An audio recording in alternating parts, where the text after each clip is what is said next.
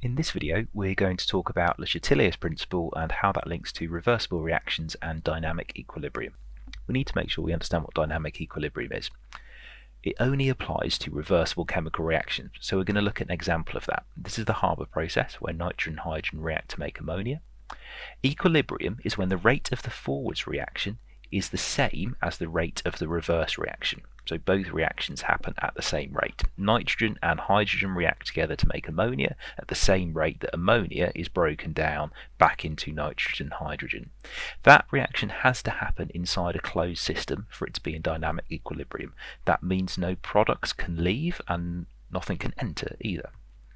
One really common misconception that people have about dynamic equilibrium is they think it means that there have to be equal amounts of products and reactants. They've got the same mass of chemicals on both sides. That's not what it means at all. You might have different masses.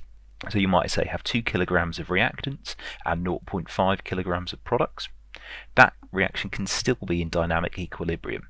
That's all to do with the rates of reaction. So the rate of the forwards reaction might be equal to the rate of the backwards reaction. If that's the case, the reactions are happening at the same rate, these masses aren't going to change because the reactants are reacting to make the product at the same rate that the product is being broken down into the reactants. So the 2 kilograms is going to stay at 2 kilograms and the 0.5 will stay as 0.5. Doesn't mean that the masses are the same though.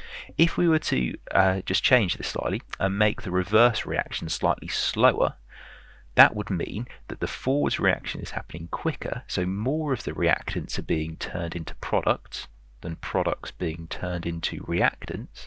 Therefore, you're going to end up over time with more products.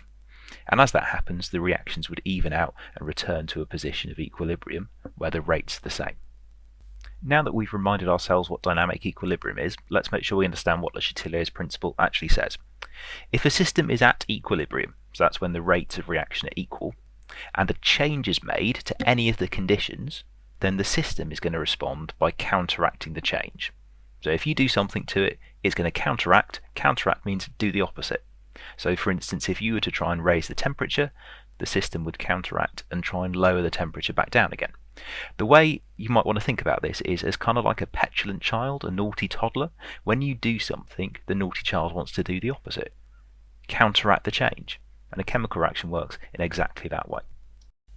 We're going to look at 3 different factors that affect equilibrium: the concentration of chemicals, the pressure of some gases, and the temperature of a reaction. The first factor we're going to look at is concentration. We're going to use the same example that we looked at before of the Haber process, and the question we've got says explain what will happen to the yield, the amount of ammonia, if more nitrogen and hydrogen are added to the system. So if I increase the amount of nitrogen and hydrogen, what's going to happen to the amount of ammonia? Remember, the Chatelier's principle says we're going to counteract any changes that are made. So if we were to increase the amount of nitrogen and hydrogen, the system would want to counteract that change and get rid of the extra nitrogen and hydrogen that we've added. And the way that it's going to do that, the only way it can do it, is by making more ammonia. So it's going to increase the rate of the forwards reaction because there's now going to be more successful collisions per second between these particles because there's more of them. So that increases the rate of the forwards reaction, making more ammonia. As that happens, these excess particles, the increase in concentration that we put in, that's going to go down, and therefore the reaction is going to return to equilibrium. So if we had to structure an answer to that question, we'd start off possibly like the question says, when the concentration of nitrogen and hydrogen is increased. That means that the system is going to counteract the change by decreasing the concentration of those chemicals. To do that, the rate of the forwards reaction is going to increase, and as a result, that's going to increase the amount of ammonia. Have more ammonia than I started with. So what we're going to do now is have a go at 2 practice questions to see if you've got it. The first one is the same reaction, however this time you're going to explain what's going to happen if ammonia is removed. Remember, whatever change is made, you're going to counteract it. And then the next one is a different reaction, and you're going to see what happens if carbon monoxide and hydrogen are removed from the system. So I'd like you to pause the video for a little bit and try the questions. Okay, hopefully you've had time to do those questions, so let's go through the answers. The first one says, if ammonia is removed, what's going to happen to the yield of ammonia? And the answer is a little bit counterintuitive. You'd think if you took away ammonia, the yield would go down. But actually what happens if you remove ammonia from the system wants to counteract the change. So it's going to try and make more ammonia. It's going to try and replace it. So it'll favour the forwards reaction to replace the ammonia that's been lost. Therefore, the yield of ammonia is going to increase. For the second question, it says explain what's going to happen to the yield of methanol if carbon monoxide and hydrogen are removed. So if you remove these two chemicals, the system is going to want to replace them. So it's going to favour the backwards or reverse reaction to replace them. And then we have to link that back to the yield of methanol. That's what the question tells me to do. If it's favouring the reverse reaction, that means the yield of methanol is going to go down. I'm going to end up with more carbon monoxide and more hydrogen instead. The next factor we're going to look at is pressure. Again, we'll use the same reaction of the Haber process. The question this time says, explain what will happen to the yield of ammonia if the pressure of the system is increased. The first thing to say is, well, if we increase the pressure of the system, that means the reaction is going to try and counteract the change and decrease the pressure back down again. To understand how it's going to do that, we need to know the number of molecules on both sides of the equation. On the left-hand side, there is 1 molecule of nitrogen, N2, and 3 molecules of hydrogen, H2. So in total, there are 4 molecules on the left-hand side. On the right-hand side, there are 2 molecules of ammonia.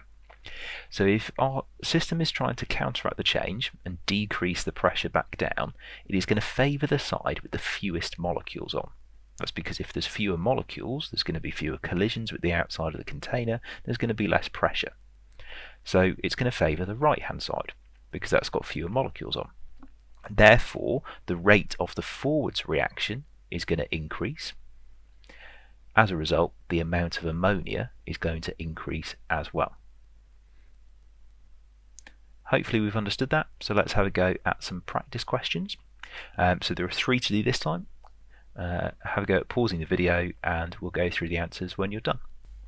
Right, let's go through answers. The first question says, what's going to happen to the yield of ammonia if the pressure is reduced?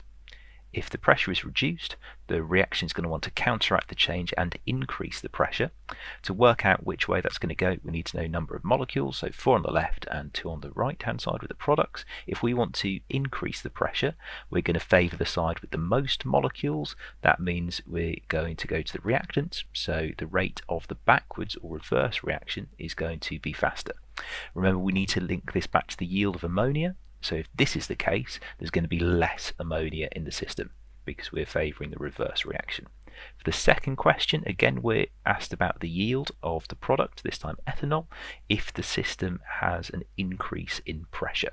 If that's the case, the system's going to counteract the change, try and decrease the pressure. If we want to decrease the pressure, we're going to favour the side with the fewest molecules. So it's going to favour this side with only the 1 molecule on. So that means we'll favour the forwards reaction and we're going to produce a higher yield of ethanol. The third question is a little bit tricky. It says, explain what's going to happen to the yield of hydrogen, so this product, if the pressure in the system is increased. So if we increase pressure, the reaction is going to counteract and try and decrease the pressure. That would mean that it would favour the side with the fewest molecules. Now if you look at this reaction, it has 2 molecules on both sides, 1 carbon dioxide, 1 water, 1 carbon dioxide, 1 hydrogen. Therefore it can't go to either side at all. It's got the same number of particles on. Therefore there is going to be no change to the position of equilibrium. The reaction is going to stay the same. Doesn't matter what you do to the pressure of this reaction, the position of equilibrium will not change. The final factor we're going to look at is that of temperature. Again, we'll use the same reaction of the Haber process. In the question, we are told that the forwards reaction is exothermic. So I'm going to label that on for you. That means that when the forwards reaction occurs, energy is released into the system, and that raises the temperature of the system. That also tells us that the reverse reaction must be endothermic, and that results in a decrease in temperature as heat energy is converted into chemical energy stored inside the chemicals. The question we're asked says, explain what will happen to the yield of ammonia if the temperature of the system is increased. Well, the process is really similar to all the other factors. The first thing we'd say, well, is if we increase the temperature of the system, the reaction is going to try and counteract the change and decrease the temperature back down again. To decrease the temperature, the reaction is going to favour the endothermic reaction, the reaction that decreases temperature. So it's going to favour the reverse reaction in this particular example. So the rate of the reverse reaction will increase. That'll make more nitrogen and hydrogen, and as a result, it's going to reduce the yield of ammonia. So it'll favour the endothermic direction, therefore decrease the yield of ammonia. We're going to try a couple of practice questions now. So when you are ready, pause the video and see if you can work out what the answers are. Right, time to go through answers. The first thing I would do is label onto the reaction which way is exo and endothermic. That's told to us in the question. So the forwards reaction is exothermic, and for the second one, the forwards reaction is endothermic, so that's the other way round. Our first question says, explain what's going to happen to the yield of ethanol when the temperature is decreased. So the first step would be to say, well, if the temperature is decreased, the reaction will counteract the change and increase the temperature. To increase the temperature, the reaction is going to favour the exothermic direction, which is the forwards reaction. If we're favouring the forwards reaction, that means we're going to make more ethanol. So the yield of ethanol will increase. For the second question, we are asked if the temperature is increased, what's going to happen to the yield of hydrogen. So again, same process. If temperature is increased, the reaction is going to counteract that change and decrease the temperature. To decrease the temperature, it's going to favour the endothermic direction, which in this example is the forwards reaction. So by decreasing the temperature, we favour the endothermic forwards reaction and therefore make more of the hydrogen. Hopefully you've got answers to those correct. Thank you for watching this video.